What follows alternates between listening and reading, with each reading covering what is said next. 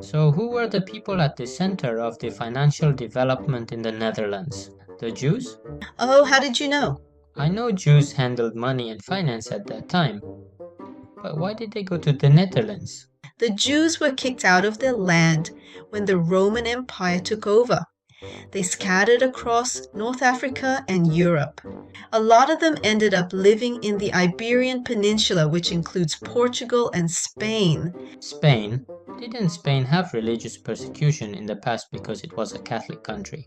Spain was actually under Islamic rule for a long time, like 800 years. Whoa, 800 years. But then, a movement called the Reconquista started in northern Spain to reclaim the land. Eventually, the Christian forces took over all of Spain during Queen Isabella's time. Oh, wasn't that the queen who sponsored Christopher Columbus? But how's that related to the Jews in the Netherlands? In 1492, Queen Isabella and her husband King Ferdinand issued the Alhambra Decree. The Alhambra Decree.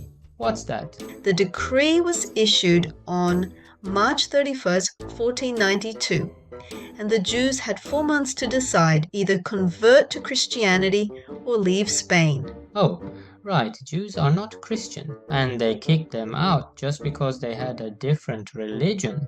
Spain wanted to rebuild itself as a Christian nation after driving out the Muslims. At that time, they believed that religion could unite the country.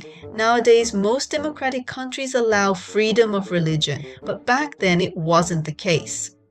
So the Jews left Spain and went somewhere else. But why the Netherlands? It doesn't seem that close. There were various reasons, but one important factor was that the Netherlands, while not allowing complete religious freedom, did permit freedom of conscience.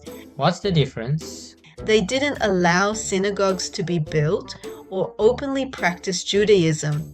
But if someone wanted to quietly follow their faith, they didn't really persecute them for it. Wait, didn't Spain and the Netherlands go to war? This had some influence too. While Spain's rulers like Charles V and Philip II strictly enforced Catholicism, the Netherlands was much more Protestant.